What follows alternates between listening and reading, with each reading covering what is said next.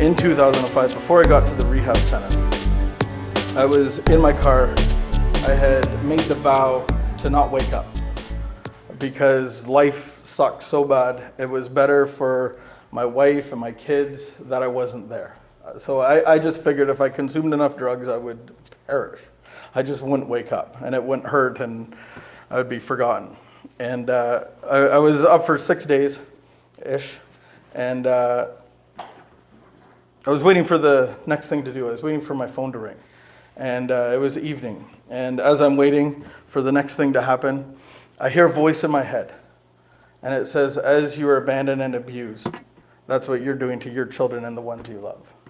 And it was the first time that I ever thought, because I knew I was adopted, it was the first time I ever thought, or it paralleled, connected the dots, that was my biggest pain. That was my biggest hurt. And my biggest hurt, all of that rage that was in me and all that fear, all that stuff is what I'm doing to my children for drugs and alcohol.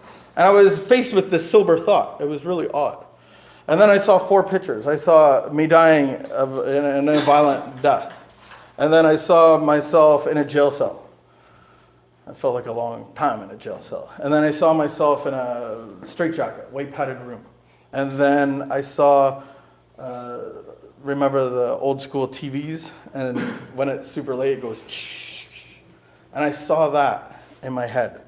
And I felt compelled to pick one of those. At that point, I had been to jail 4 times. I've been in a lot of violent situations. I've been a patient at the Royal Ottawa on a few different occasions. So I figured the white picture was pretty much the only choice that I felt compelled to do. And I felt compelled to pick that picture, the white picture. I had no clue what it meant or what I was doing, but I believe that was the first time that I ever surrendered my will, my thinking, my way. It was a new way. And that's what got me into rehab and into treatment at a homeless shelter. I love, you know that show Intervention? You know, and it's like, there's always the battle and the intervening and all that stuff. And then what happens? They always say yes. And then they go on an airplane to like Colorado. My loved ones, they put me in a homeless shelter. It's like, hey, you got a ride. I got a ride there. I think I bought you lunch too. Yeah, last dinner.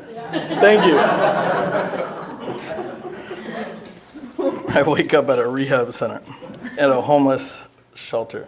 Anyway, my journey began of seeking God outside of me, and I had the beautiful privilege of being guided through that through a program called Alcoholics Anonymous.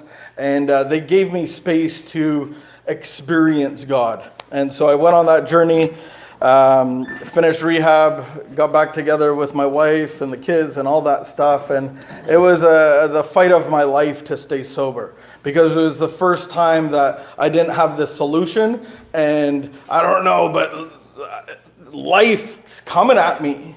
We have a 9-year-old and a 7-year-old, and whoo!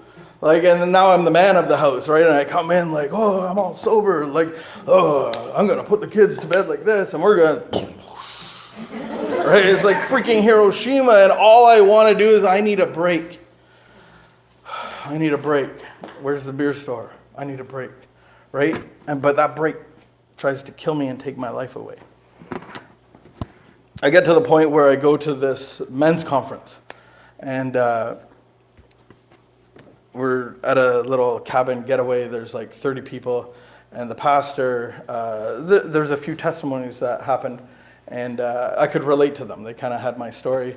And then the pastor said, okay, we're going to take a break, and then we're going to come back for an afterglow. And with my church experience, I heard the word afterglow, and I had no clue what that meant, but I'm sure it wasn't good. And I pictured barking and screaming and all that weird stuff that you see on TV. And I was like, oh dear God, I'm trapped up here. And I had been sitting in the front row because my sponsor told me to. He said no one can get sober in the back row. There's only 2 rows here, so I think it's okay. He said that I had to sit there for the first year, so I did. And so I had been sitting in the front row like a good sober guy. And we go on this break, and we come back 15 minutes later, and to my horror, the lights were all dimmed, the chairs were all turned in. There was an intimate situation. He was like, oh. And the pastor starts talking about this relationship with God and what that looks like. And he related it to like a man and a wife, and it was so plain and simple. I was like, oh, wow, I never really pictured it like that. And so he says if anybody wants to experience God, that they haven't experienced God before, or you need healing, stand up. And I'm not the kind of guy that stands up. I'm the kind of guy that looks at everybody else standing up going, hey, look at those people. But I found myself standing up, and I was like, oh my goodness, my ears are getting all red and hot. I'm like, I'm the only one probably standing up. And then to my horror, everybody touched me. Like, they're all touching me, and then they start to pray for me. And this is where I got shut your eyes. When you get anxious and nervous, just close your eyes. It works. So I just closed my eyes. And I'm like, this is horrible. Men are touching me, and they pray for me. And as I shut my eyes, as I close my eyes, I have a film in my head of a story that my mom had shared with me many years ago. And the story goes, at the end of, my dad was a pastor, at the end of the service, a lady went up to my mom, and she said, you have a son. And she goes, yes. And the lady said, he's troubled, but he'll be okay. And my mom never saw that lady again or before. And all I heard was the voice of God saying, you're okay. And I just started bawling. And this sense of liquid love just poured into me that I've never felt before. I was tingling. Like tears are pouring out of my face. As I had my eyes closed, I just see this cloud of anger and fear and rejection and guilt and shame just evaporating. And I was like, my mind was blown. And so we get to sit down. Now I'm happy that I'm in the front row because I got snotsicles hanging down on my knee. I'm like, oh. And then the pastor says, if anybody hears the voice of God, if anybody hears from the Holy Spirit, would you just share what you heard? I think I rolled my eyes because I had no barometer for this. I'm trapped here in the middle of the woods. And so a few men said some things, and then a guy right behind me, he said, somebody struggling with drugs and alcohol your whole life, God just wants you to know that you're okay. And I'm like, all God said to me in my mind, and then from another man, you're okay. That was it. And I explode into tears and snot, and I left the room. I was like, me closing my eyes isn't going to help this. And the next morning I come outside, and I go to light a smoke, and it's like I see the green of the tree and how big things are, and it's like I guess God showed me that I had a hand on my head my whole life, and that night it had been lifted, and I came up for breath. And here I am today. And life hasn't been the same. And so that's what I mean by God being my solution.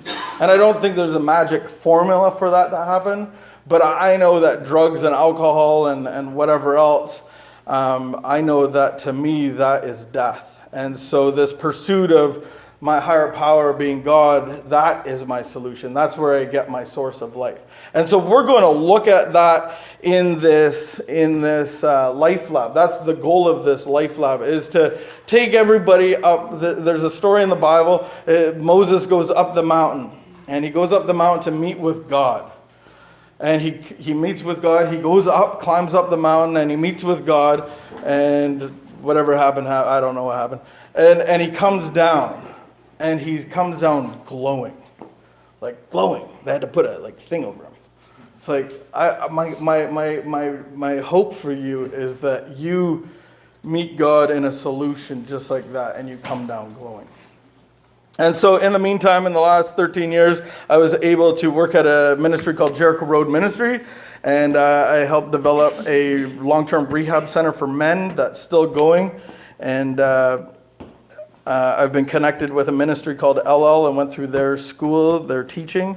And then in the last couple of years, we planted a church called Union City Church. We have some other stuff attached to that. So this is how I stay sober too. This is part of having that spiritual experience and then passing on the message. So that's what I get to do now. So I woke up this morning and I realized like there's a long list of people on this classroom. Usually we have like 10 or 15. I think, I didn't count, but there's a lot of people. Okay, last year. Vicky's like, oh, there ain't no thing. I'm in the back row. We had like 30 people sign up, I do believe. And I just kind of, like I thought to myself, like, I'm so grateful to be able to teach you. So I'm thankful that I get to share what I've learned and take you on this journey.